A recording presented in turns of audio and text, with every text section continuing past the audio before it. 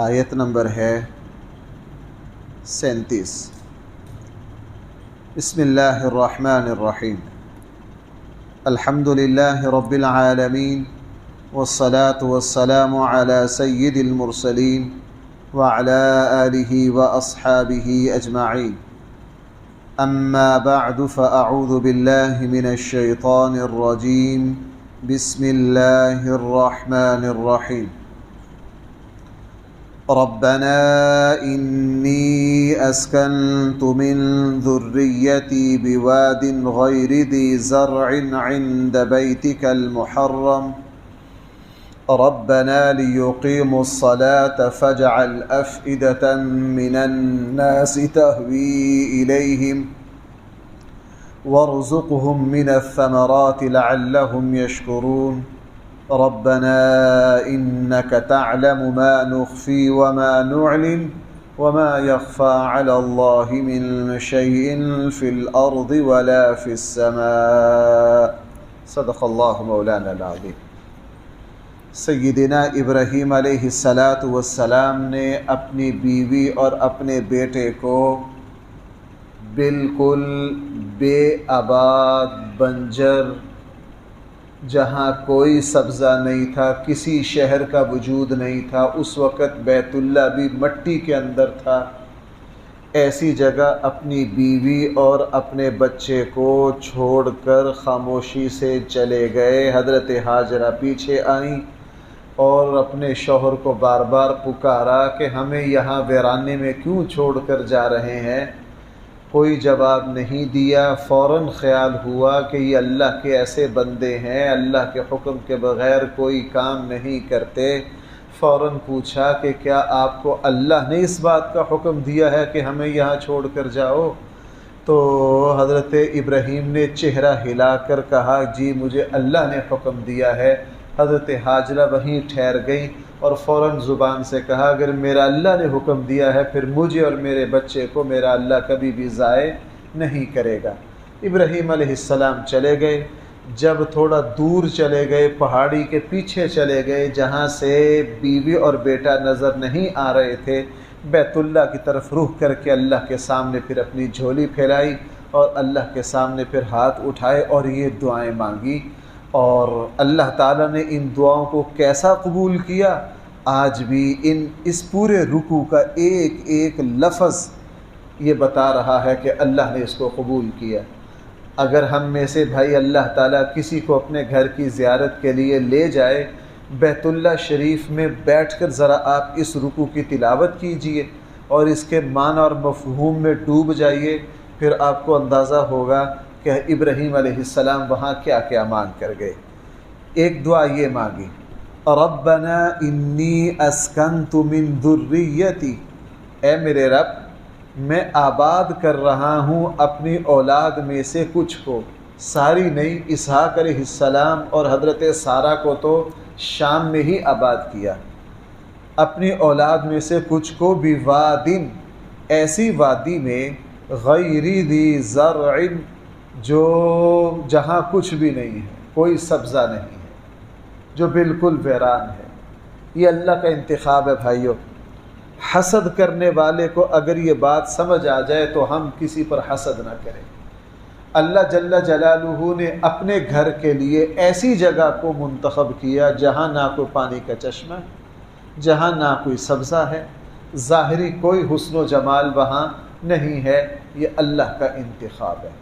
اللہ جب کسی کو چن لیتے، اللہ کی رحمت جب کسی کا بازو تھام لیتی ہے تو جناب وہ گرا پڑا انسان بھی کیا سے کیا ہو جاتا ہے، وہ گرا پڑا انسان بھی کیا سے کیا ہو جاتا ہے۔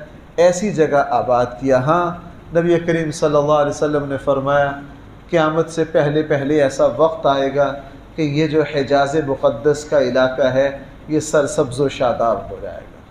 بھائی یہ کیا ہو جائے گا؟ قرآن کہہ رہا ہے بالکل بے آب و گیا، لیکن قیامت کے قریب آباد ہو جائے گا۔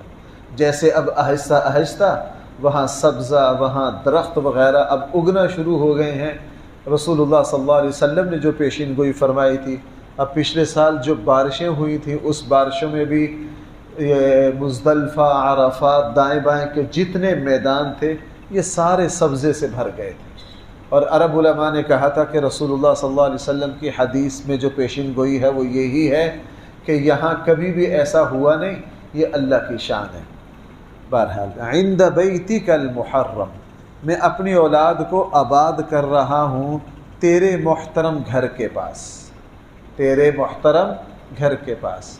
اس سے پتہ یہ چلا کسی مسلمان کا گھر اللہ کے گھر کے پاس ہونا یہ اس کی نصیبوں میں سے، سعادت مندیوں میں سے ایک سعادت ہے۔ رسول اکرم صلی اللہ علیہ وسلم کے زمانے میں ایک قبیلہ تھا بنو طلحہ، وہ مسجد نبوی سے دور رہتے تھے۔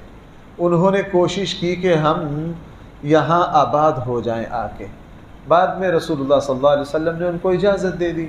اسی طرح اور بہت سے ایسے واقعات ہیں، اور آج بھی ہر مسلمان کی یہ تمنا ہوتی ہے جو بھی تھوڑا سا دین کو سمجھتا ہے کہ میرا گھر ایسی جگہ ہو جہاں میں اطمینان سے نماز پڑھ سکوں، اللہ کے گھر میں آ جا سکوں۔ بیت اللہ کو یہاں فرمایا بیتک المحرم، ہم اس کو بہت سارے ناموں سے پکارتے ہیں، بیت الحرام، حرمت والا گھر، چونکہ کعبہ شریف، بیت اللہ شریف زمین میں سب سے افضل ترین جگہ ہے۔ روئے زمین پر بھائی سب سے افضل مقام کون سا ہے؟ بیت اللہ۔ اللہ نے اس کو خاص عزت دی ہے، خاص شرف دیا، اس لیے حدود حرم میں کسی جاندار کو نہیں مارا جا سکتا، کسی پودے کو نہیں توڑا جا سکتا، کسی پھول کو نہیں توڑا جا سکتا۔ وہاں جنگ ہمیشہ ہمیشہ کے لیے حرام ہے، صرف مکہ فتح کے موقع پر تھوڑی دیر کے لیے اللہ نے اجازت دی تھی، اس کے بعد اس کو بھی کیا کر دیا؟ ختم کر دیا۔ اس گھر کو ہمیشہ یہ اعزاز، یہ احترام اللہ تعالیٰ کی طرف سے حاصل ہے۔ اب میں اپنی اولاد کو بیت اللہ کے پاس کیوں آباد کر رہا ہوں؟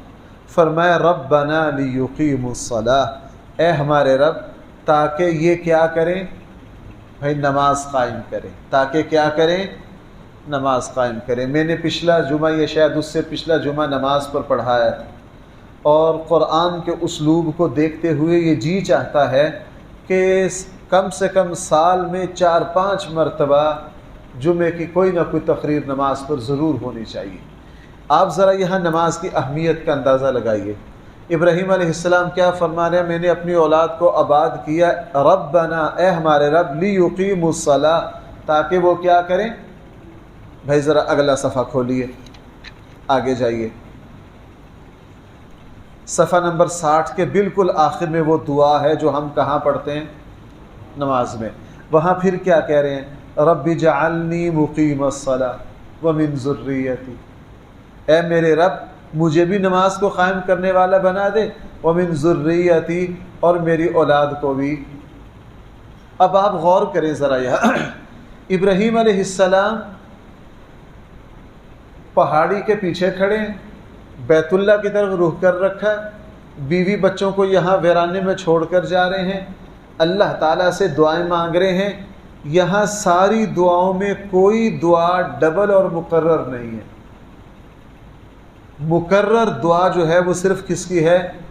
کہ اے اللہ مجھے اور میری اولاد کو کیا کر دے؟ نماز پڑھنے والا بنا۔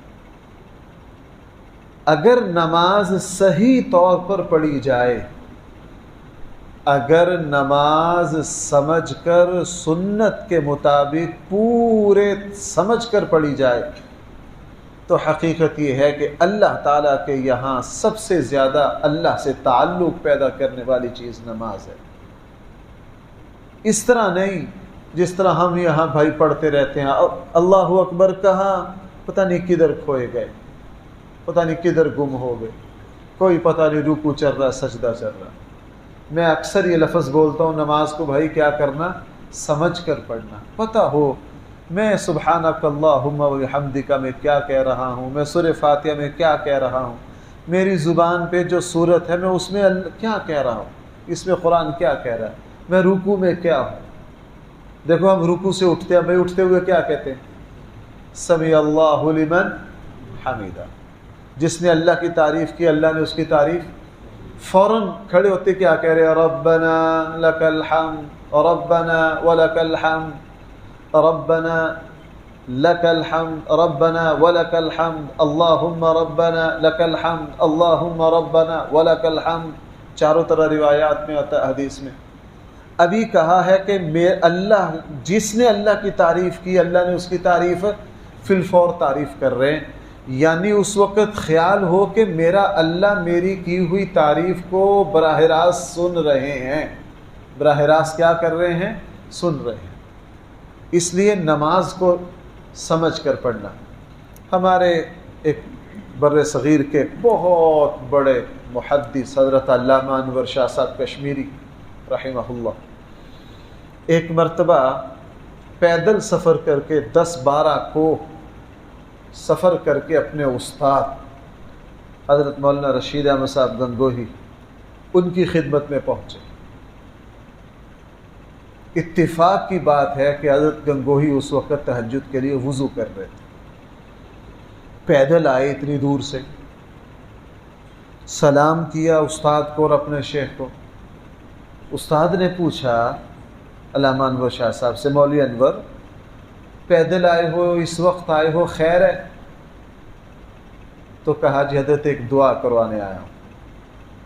بھائی کس لیے آیا ہوں؟ دعا. ہمارے جیسا ہوتا کہ کوئی دنیا کی دعا ہوتی، میرے بیٹے کو یہ ہو جائے فلاں. ایک دعا کروانے آیا ہوں. حضرت گنگوہی نے پوچھا کون سی دعا؟ حضرت میرے لیے دعا کر دیجئے مجھے صحیح طور پر نماز پڑھنا آ جائے. اتنا بڑا محدث جو بخاری مسلم کا حافظ ہو، بھائی کیا دعا کروانے ہیں؟ میرے لیے دعا کر دیجئے مجھے نماز صحیح طور پر. آگے بھی بہت بڑے شخص تھے. تھوڑی دیر سوچا، سوچنے کے بعد پتہ کیا کہا؟ ہاں مولوی انور، جس کو نماز پڑھنا آ گئی اس کو سارا دین آ گیا. جس کو نماز پڑھنا آ گئی اس کو کیا آ گیا؟ سارا دین آ گیا. ہمارے اسلاف میں ایسے واقعات ہیں، سجدوں میں رو رو کے اللہ سے دعا مانگا کرتے، اللہ مجھے نماز پڑھنا سکھا دے، مجھے کیا کر دے؟ نماز پڑھنا سکھا دے. اس کا کیا مطلب؟ یہ نہیں کہ نماز کا صرف طریقہ سکھا دے، وہ تو بندہ ایک دن میں سیکھ لے گا. یعنی مجھے نماز حقیقت کے مطابق پڑھنا سکھا دے، مجھے نماز حقیقت کے مطابق پڑھنا سکھا دے. تو یہاں دعا مانگی کہ میں اپنی اولاد کو یہاں آباد کر رہا ہوں، ربنا لیقیموا الصلاۃ، تاکہ یہ کیا کرے؟ نماز کو قائم کرے. فاجعل افئدۃ من الناس، اور لوگوں کے دلوں کو تہوی الیہم، ان کی طرف کیا کر دے؟ مائل کر دے. اب اس کا نتیجہ ہے، دعا مانگی کہ اللہ میں اپنی بیوی کو اپنے بیٹے کو یہاں چھوڑ کے جا رہا ہوں، یہاں کوئی آبادی، کوئی قریب انسانوں کا نام و نشان نہیں ہے. آپ کیا کیجئے؟ لوگوں کے دلوں کو ان کی طرف کیا کر دیجئے؟ متوجہ کر دیجئے. اس دعا کا پہلا اثر کیا ہوا؟ میں نے ابھی قریب ہی عید والے جمعے میں اس کو بیان کیا تھا. صحیح احادیث میں ہے کہ قبیلہ جرہم جو ہے وہ یہاں سے گزر رہا ہے، وہ یہاں سے گزر رہا تھا. انہوں نے پہاڑوں کے اوپر سے دیکھا کہ پرندہ یوں جا رہے ہیں پرندے. انہوں نے کہا، پرانے لوگوں پرانی چیزیں ان کو بڑی یاد ہوتی، انہوں نے کہا کہ ہم پہلے جب یہاں سے گزرتے تھے تو پرندے ادھر نہیں جاتے، لگتا ہے ادھر کو پانی کا چشمہ آ گیا، اور پرندے کدھر جا رہے ہیں؟ پانی پر جا رہے ہیں. آج تک ہم نے پرندہ کو یہاں سے ادھر جاتا نہیں دیکھا، اور زمزم کا چشمہ جاری ہو چکا تھا. انہوں نے اپنا بندہ بھیجا، دیکھو یار آج پرندے ادھر بیٹھ رہے ہیں جا کے پہاڑی کی پرلی طرف. پہاڑی کی پرلی طرف گئے تو دیکھا کہ وہاں ایک خاتون ہے اور ایک بچہ ہے، اور پانی کا بہترین چشمہ ہے. پرانے لوگ پانی کے ذائقوں کو سمجھتے تھے، ہماری طرح تھوڑی تھے کہ وہ پیدل بڑے بڑے سفر کرتے تھے، ان کو جگہ جگہ گھاٹ گھاٹ کے پانی کا پتہ ہوتا تھا. جب وہ پانی پیا وہ حیران رہ گئے کہ ایسا اعلیٰ پانی تو کہیں بھی ہم نے نہیں پیا. اس بندے نے آ کے اپنے قبیلے کو بتایا کہ وہاں باقی پانی نکل آیا ہے، ایک چشمہ ہے اور اس کا پانی اتنا اعلیٰ ہے، اور وہاں ہے بھی کوئی نہیں، صرف ایک خاتون ہے اور وہاں ایک بچہ ہے. یہ قبیلہ جو سفر کر رہا تھا وہاں گیا، دیکھا ایک خاتون ہے، وہ چشمے کی مالک ہے، اجازت مانگی کہ ہم پانی پینے کی اجازت ہے؟ کہ جی بالکل اجازت ہے۔ پانی پیا تو جیسے حلق سے اترا اس پانی نے اندر کی ایک عجیب کیفیت پیدا کر دی، تو بنو جرہم بڑے حیران ہوئے کہ اتنا اعلیٰ پانی۔ حضرت ہاجرہ سے اجازت مانگی۔ میں نے جمعے میں بیان کیا تھا ان لوگوں کی اخلاقی طاقت دیکھ لیجیے، اکیلی خاتون سے چشمہ چھیننا کچھ مشکل نہیں تھا، اجازت لے کے پانی پیا، اجازت مانگی کہ اگر آپ اجازت دیں تو ہم یہاں آباد ہو جائیں، پانی بہت اعلیٰ ہے۔ حضرت ہاجرہ نے فرمایا آباد ہو جاؤ لیکن پانی کا چشمہ میرا، پانی کا چشمہ۔ انہوں نے کہا جی بالکل ٹھیک ہے۔ اب یہ دعا کا پہلا اثر آیا کہ بنو جرہم کو اللہ نے حضرت ہاجرہ اور حضرت اسماعیل کی طرف کیا کر دیا؟ مائل کر دیا۔ وہ یہیں آباد ہو گئے، بس وہاں سے پھر مکہ کی آبادی شروع ہو گئی۔ بعد میں حضرت اسماعیل کی شادی بھی اسی میں ہوئی، وہیں سے پھر نسل چلی ساری۔ رسول اللہ صلی اللہ علیہ وسلم کے اوپر نسب میں بنو جرہم آتا ہے۔ اس کے علاوہ اس گھر کو دیکھ لیجئے، بیت اللہ کو، کہ پوری دنیا کے مسلمان کو کتنی کشش ہے۔ انسان وہاں، ہر مسلمان کی تمنا ہے میں کسی طرح وہاں پہنچ جاؤں۔ جو 5 دفعہ گیا ہے اس کی پیاس بھی اتنی ہے، جو 1 مرتبہ گیا ہے اس کی پیاس بھی اتنی ہے، جو 10 مرتبہ گیا ہے اس کی پیاس بھی اتنی ہے۔ پوری دنیا سے مسلمان لپک لپک کر وہاں پہنچتا ہے۔ ابراہیم علیہ السلام نے دعا مانگی تہوی الیہم، لوگوں کو اس گھر کی طرف کیا کر دیجئے۔ اگلی بات وارزقہم من الثمرات، اور ان کو پھل عطا فرمائیے، یعنی یہاں ان کی روزی کا انتظام کر دیجئے۔ اللہ نے ایسا ہی کیا۔ اب تو چلو جدید دور آ گئے، اب تو ہم یوں کہہ سکتے ہیں کہ ہر طرح کے پھل ہر جگہ پہنچ جاتے ہیں، لیکن بیت اللہ میں، کعبہ میں، وہاں خاص ہی اللہ کا فضل ہے، خاص ہی اللہ کا فضل ہے۔ آپ وہاں کے بڑے بڑے جو مال ہیں وہاں چلے جائیے پھلوں کے، آپ وہاں حیران ہو جائیں گے۔ یہ شملہ مرچ ہے، میں نے 6 قسم کی شملہ مرچ دیکھی وہاں۔ یہ کہاں کی ہے؟ لبنان کی، یہ کہاں کی ہے؟ یمن کی، یہ کہاں کی ہے؟ پاکستان کی، یہ کہاں کی ہے؟ سوریہ کی۔ سبزی وہاں پہنچ رہی ہے۔ آلو جو ہے کتنی قسم کے؟ یہ 4 قسم کے ہیں۔ یہ کون سا پاکستان ہے، یہ کون سا ہے افریقی، یہ کون سا ہے فلانا، یہ کون سا ہے فلاں۔ دنیا جہان کے پھل وہاں پہنچ رہے ہیں، حالانکہ وہاں قریب کوئی اس کا تصور نہیں۔ اور بھائی ہر سال 30 لاکھ مسلمان وہاں اکٹھا ہوتا ہے، اور عرفات اور مزدلفہ میں جو 24 گھنٹے گزارنے ہوتے ہیں، کبھی بھی وہاں ایسا نہیں ہوتا کہ پانی کی قلت ہوگی، کھانے کی قلت ہوگی، کسی چیز کی قلت کا کبھی بھی کوئی سامنا۔ آپ رمضان میں دیکھ لیجئے کہ اس مرتبہ کی رپورٹ کے مطابق پچھلے 5 سالوں میں سب سے زیادہ معتمرین رمضان میں وہاں آئے۔ اعداد و شمار سن کے بندہ پریشان ہو جاتا ہے کہ پورے رمضان میں جو لوگ حج پر آئے ہیں، عمرے پر آئے ہیں، اور رمضان میں ان کی تعداد کروڑ سے اوپر چلی گئی اس مرتبہ، بھائی کروڑ سے اوپر چلی گئی، لیکن کبھی کسی چیز کی کوئی قلت وہاں نہیں ہے۔ اور بین الاقوامی لوگ جب اس پر ریسرچ کرتے ہیں، وہ کہتے ہیں جناب دنیا کے مختلف خطوں سے اتنے لوگوں کا ایک جگہ جمع ہونا، ان سب کو بیماریوں سے مر جانا چاہیے، ان سب کو بیماریوں سے مر جانا چاہیے، لیکن الحمدللہ کچھ بھی نہیں ہوتا، کچھ بھی نہیں ہوتا۔ یہ اللہ کا وہاں کی برکتیں، اور یہ نتیجہ ہے بھائی کس کا؟ ابراہیم علیہ السلام کی دعا کا۔ یہ کس کا نتیجہ ہے؟ اور یہاں سے بھائیو ایک بات سمجھ لیجئے کہ دعا میں کتنی طاقت ہے۔ بھائیو میں کیا بات عرض کر رہا ہوں؟ دعا میں کتنی طاقت ہے، دعا میں کتنی طاقت ہے۔ ابراہیم علیہ السلام نے، اللہ نے، میں دعا مانگنے پر بہت زور دیتا ہوں، میرے نزدیک دعا سے بڑھ کر اللہ تعالیٰ سے اپنے مسائل کو حل کروانے کی اور کوئی عبادت نہیں، اور کوئی عبادت نہیں ہے۔ میرے پاس دوست وظائف پوچھنے آتے ہیں، اگر آپ کو سچی بات بتاؤں نا، وظیفہ بتانے کو جی نہیں چاہتا، مجبوراً بتا دیتے ہیں کہ آنے والا بد ظن نہ ہو۔ مجھے یوں سمجھ، میں اس کو بار بار اس کا اظہار کرتا ہوں، میں جو قرآن و سنت کو سمجھ پایا ہوں، دعا سے بڑھ کر کوئی وظیفہ نہیں، دعا سے بڑھ کر کوئی وظیفہ، لجاجت سے مانگنا، یقین سے مانگنا۔ اور ابراہیم علیہ السلام نے صرف ایک جملہ تھوڑی کہا، ہم ایک مرتبہ اللہ تعالیٰ سے کہا کہ یا اللہ بیٹے کے لیے کوئی رشتہ چاہیے، کوئی اچھے رشتے کا انتظام کر دیجئے، چلو جی، اس طرح نہیں، اس طرح نہیں، ذرا خوب مانگیے۔ اگر اولاد کے رشتے کی پریشانی ہے، اب 10 منٹ خاص کر لیجیے، 10 منٹ اس بات کو ہر روز مانگیے، اللہ تعالیٰ کو یہ پسند ہے میرے بندے مجھ سے خوب دعا مانگیں۔ فرمایا کہ آپ ان کو پھل دے دیجئے لعلہم یشکرون، تاکہ یہ کیا کریں، شکر ادا کریں۔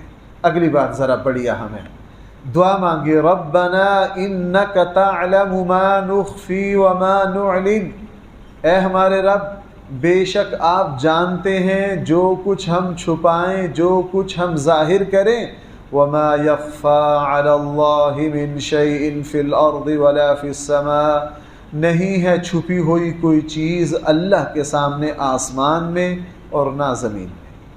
بھائی اس میں کس چیز کی دعا مانگی؟ بھئی آپ ذرا تھوڑے سے متوجہ ہو جائیے، اس آیت میں کیا مانگا؟ آپ ذرا اس نقطے پر غور کیجیے۔ مجھے نماز سے پہلے اچھا خاصا وقت لگا ہے تفاسیر دیکھنے میں کہ اس میں تو بظاہر کوئی چیز نہیں مانگی، اس میں تو بظاہر کوئی چیز نہیں مانگی، لیکن حقیقت میں اسی میں سارا کچھ مانگ لیا ہے۔ یہی راز ہے دعا کا۔ اس آیت میں سوائے اللہ تعالیٰ کی تعریف کے اور کوئی کلمہ نہیں۔ کیوں بھائی ایسا ہی ہے؟ رسول اللہ صلی اللہ اس کو حل کرتا ہے حضور علیہ السلام کا ایک ارشاد۔ رسول اللہ صلی اللہ علیہ وسلم نے فرمایا افضل الدعاء الحمدللہ، سب سے افضل جو دعا ہے وہ کیا ہے؟ الحمدللہ۔ الحمدللہ کلمہ تعریف ہے، اس میں کوئی چیز ہے بھائی دنیا کی؟ اس میں کیا ساری تعریفیں کس کے لیے؟ اس سے پتہ یہ چلا کہ جس دعا میں اللہ کی جتنی تعریف کی جائے وہ دعا اتنا ہی مقبول ہوتی۔ ابراہیم علیہ السلام اس راز کو سمجھتے تھے، آگے پیچھے اپنی دعائیں مانگ کے درمیان میں صرف کیا کی؟ اللہ کی تعریف کی۔ اس لیے سنت کیا ہے؟ سنت کیا ہے؟ دعا سے پہلے خوب بھائی اللہ کی کیا کرو؟ تعریف کرو۔ جس دعا میں ہم اللہ کی جتنی تعریف کریں گے اللہ تعالیٰ اس دعا کو اتنا ہی قبول کرے۔ ہمارے ہاں کیا ہوتا ہے، دعا مانگنے لگو، شروع میں جب اللہ کی تعریف کرتے ہیں نا تو کوئی آمین نہیں کہتا، سارے چپ کر کے بیٹھے رہتے کہ مولوی صاحب پتہ نہیں عربی میں کیا کہہ رہے ہیں، دعا بعد میں آئے گی۔ میں بڑا حیران ہوتا ہوں، ہم عربی میں دعا مانگتے ہیں، سارے لوگ چپ بیٹھے رہتے ہیں، جیسے اردو میں کہتے ہیں یا اللہ ہمارے گناہوں کو معاف فرما، سب زور سے کہتے ہیں آمین۔ وہ کہتے ہیں پہلے دعا نہیں ہو رہی تھی، دعا اب شروع ہوئی ہے، دعا اب شروع۔ رسول اللہ صلی اللہ علیہ وسلم، بھائی سمجھ آ رہی ہے میری بات؟ نبی کریم صلی اللہ علیہ وسلم کو جب سارے نبی اللہ کی بارگاہ میں سفارش کے لیے بھیجیں گے، مقام محمود سفارش کبریٰ جس کا صحیح حدیث میں ذکر ہے، تو رسول اللہ صلی اللہ علیہ وسلم جب اللہ کی بارگاہ میں جائیں گے، حدیث میں کیا ہے، میں اللہ کی اتنی تعریف کروں گا کہ اس سے پہلے وہ تعریف کے کلمات میری زبان پر۔ بھائیو اگر ہم یہ چاہتے ہیں ہماری دعائیں قبول ہوں، دعا میں خوب اللہ کی تعریف کیجئے۔ پنجاب اللہ کو ہر زبان سمجھ آتی، اللہ کو ہر زبان سمجھ آتی، اللہ تعالیٰ کی خوب تعریف کیجئے۔ حدیث میں ہے رسول اللہ صلی اللہ علیہ وسلم اس طرح بیٹھے تھے، بھائی ایک بددعا ہے، جب دعا لگے نا مانگنے، یہاں سے شروع کی یا مالک الملک، کیا کہا؟ یا مالک الملک، اے اس ساری کائنات کے مالک، اے اس ساری کائنات کے بادشاہ، اللہ کو کہہ رہے ہیں، حضور سن رہے ہیں۔ رسول اللہ صلی اللہ علیہ وسلم نے اسے کہا او دیہاتی آدمی، اللہ تیری ساری دعا قبول کر رہے ہیں، جو مانگنا چاہتا ہے مانگ لے، اللہ تعالیٰ کو تیرے یہ کلمات بہت پسند آئے ہیں، یا مالک الملک۔ اس لیے عرب علماء میں یہ بات ہے، ہمارے یہاں یہ بات کم ہو گئی ہے۔ عرب علماء کو میں نے دیکھا ہے، وہ جب دعا مانگتے ہیں نا، شروع میں وہ اللہ کی اتنی تعریف کرتے ہیں، پورے اسماء الحسنہ پڑھ دیتے ہیں، پورے اسماء الحسنہ پڑھ دیتے ہیں، پھر اللہ کی تعریف کے جتنے کلمات ہیں۔ دیکھو بھائیو، سورہ فاتحہ میں آتی ہے کہ نہیں؟ بھائی آپ تھکے ہوئے لگ رہے ہیں بہت زیادہ۔ سورہ فاتحہ تو ہمیں آتی ہے نا؟ سورہ فاتحہ کا ابتدائی حصہ اللہ کی تعریف پر مشتمل ہے۔ دعا سے پہلے اتنا ہی کہہ لیا کرو، الحمدللہ رب العالمین الرحمن الرحیم مالک یوم الدین۔ اسماء الحسنہ جتنے آتے ہیں سارے ایک مرتبہ یا لگا کے یا رحمان یا کریم یا نہیں آتے اردو میں کہہ لو، اے میرے مالک، اے میرے خالق، اے میرے مولا، اے زمین و آسمان کے بادشاہ، اے زمین و آسمان کو چلانے والے، اے ساری مخلوق کو عزت دینے والے، جو آتے ہیں اللہ کی تعریف۔ جس دعا میں خوب اللہ کی تعریف ہو، اور نمبر 2 پر پھر دل کی گہرائیوں سے رسول اللہ صلی اللہ علیہ وسلم پر درود و سلام ہو، اور اس کے بعد اپنی دعا مانگی جائے، اور آخر میں درود و سلام پر دعا کو مکمل کر لیجئے، اللہ تعالیٰ اس دعا کو ہر حال میں بھائی کیا کرتے ہیں؟ قبول فرماتے ہیں۔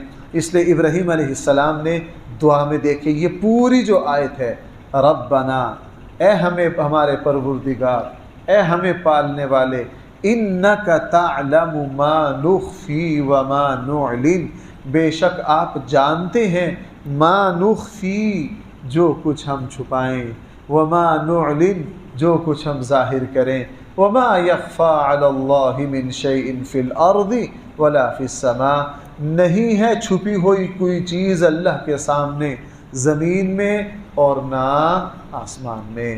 آگے پھر وہی کہہ رہے ہیں الحمدللہ الذی، ساری تعریفیں اس اللہ کے لیے۔ بھائی پھر کہہ رہے ہیں کہ نہیں؟ ساری تعریفیں اس اللہ کے لیے، وَهَبَ لِي عَلَى الْكِبَرِ، جس نے مجھے بڑھاپے میں اسماعیل اور اسحاق عطا کیے۔ آگے پھر ان ربی، بے شک میرا رب، لسمیع الدعاء، دعا کو خوب سننے والا ہے۔